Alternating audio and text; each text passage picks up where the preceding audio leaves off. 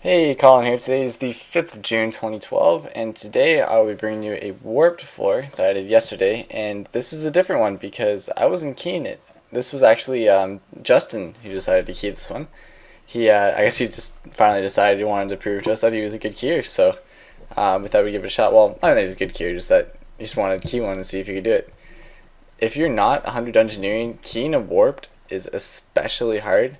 I know I was keen before I was 100 Engineering, like a good amount. I was doing a lot of suicides as well, and transitioning from occult to warped was very difficult. You get torn really hard when you're in floor, like when you're doing warps and you're used to occults. But he did a pretty good job.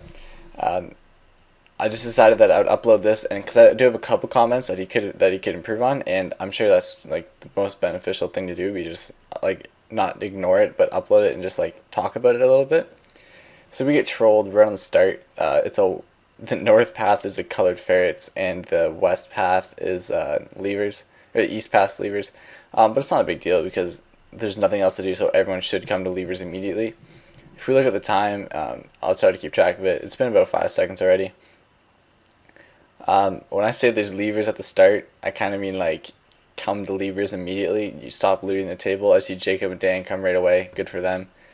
There's nothing else that they can be doing other than making runes and killing time. So if you do run into a levers or a 5-man door right on the start, like a moats or anything like that, it's best to just get it out of the way immediately and then go back and make your runes. He does a great job of calling it though. On 3, as soon as he walks in, he's already canning it before he gets to the lever. And we pull it off, which is, I guess, not surprising to 5 man a lever. It's not the most difficult door to do. But he did well in it. This path would continue on, and then it'd end up being a dead end with a key, I believe. So we'd have to go back to base and do the color ferrets. Now this clip's at 300% speed, just so we can understand the severity of this. It took 2 minutes and 11 seconds to do this room. Now, I don't know about you guys, but that's wrong. That is absolutely wrong. There are too many people in this room. I tell Angel very specifically to leave the room so that I can just do it. But Angel seems to persist that he can do it, and I was like, okay, well maybe not. Just leave the room so I can do it, and then I screw up a couple times, like a little bit, but one thing that did happen is sometimes it can be tricky to, like, as I'm screwing up all over the place, but it can be really tricky to distinguish between like the orange, the red, and the yellow sometimes. But just be patient with it and just get it done. And if there's less than 2 people in the room, it's going to help a lot. Here's a comment I wanted to make. He said gate this door. He didn't really say who was going to do it. Nobody spoke up. We were on Skype, Dan, Jacob, and myself. So I told Dan to just say that he gated it. Another point is, as we're doing this GD, you can obviously see a yellow key door on the side there. That should be attached to Dan's gate. So Dan should be gating both of those doors, and someone should have spoken up and said so. Justin, when you watch this, if you do see 2 doors that are attached, it's good to speak up and say, you got this, and as well as this door here. You did a great job on calling out acronyms, though. The DGT was well done. You did tell us to drag multiple times. That worked out. You did get trolled with the GD, so the time, no real expectations.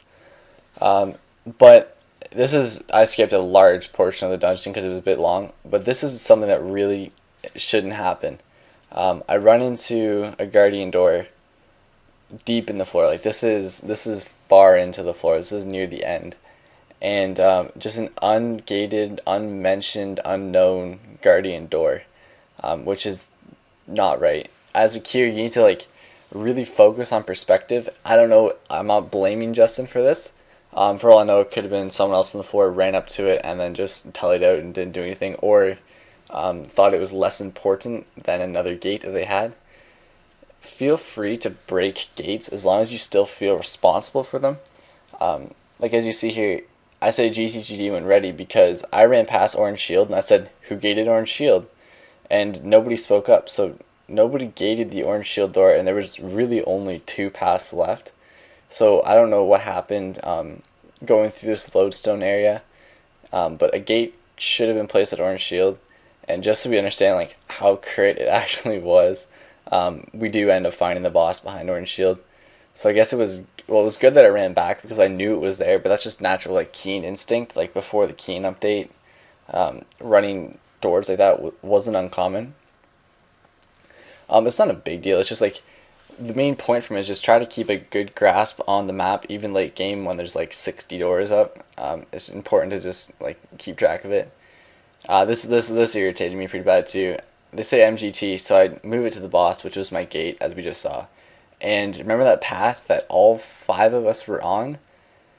Let's see what happens here. I bumped this up to 200% speed so you wouldn't have to watch me just run through it. But there was a GD that wasn't finished. I just stopped for some prayer. I was running low and I wasn't like serve prodding, but if you run past an altar, don't be. It's not serve prodding to take 5 seconds and grab some prayer. But I run all the way back and just to find a GD, and I said, okay, well, that's not a big deal. Well, what's the GD? And then when I actually end up coming to the GD, I slow it down just to emphasize like how weird this was. I don't know if someone was serve prodding. I think it was marked as well.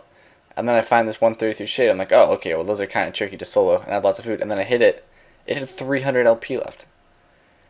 If you're leaving a GD with 300 LP left, like, at least he marked it, so someone could go back and do it, I suppose.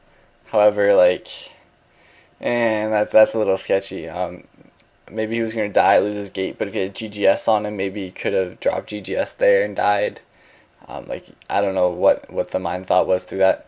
We ended up on a Dreadnought boss. We were well prepared. Great job, Dan, on making all the stuff. Rager ready for me. Fire Staff ready for me. In we go, and I do my little ninja gate stoning on him. This is a bit of a shorter video, but I just wanted to put up a couple points. If I could sum up Justin's like job as a keyer, he did really well. The team was good. There was a couple little gaps in communication and definitely some perspective to work on. But overall, I think he did a great job. It's really tricky, as I said before, to transition into warps, and his experience in warped floors isn't as much as like myself or someone else who's been keying a lot. But great job for him. He can definitely transition into being a keyer. It helps when your team is the team he had. However, if you can find people like consistently who get used to you keying, the forward time will be even better. The time isn't great. It was GD escape, but what do you expect? But yeah, I think you did a good job, and you should definitely continue keying if your XP per hour isn't hurting too bad from it. Over time, it'll level itself out. Like, I don't gain any less XP than Jacob, even though we dunge all the time and I always key and he never does. I don't lose any XP per hour based on that, just because over time you learn it, you get the hang of it, and it's worth getting into, because if I want to dunge, I can go get a team. If I'm not a keyer and I want to dunge, I have to wait for a keyer or find a random, and it's just more convenient to have a list of people than asking a keyer, hey, do you want to key for me? So the final time was 27 minutes, and I serve prodded a little bit, got 135k XP. So it's not great, but it can be worked on for sure. He has a little bit to go, but Justin, you did a good job, and thanks for keying the floor. But as always, guys, thanks for watching, and have a good one.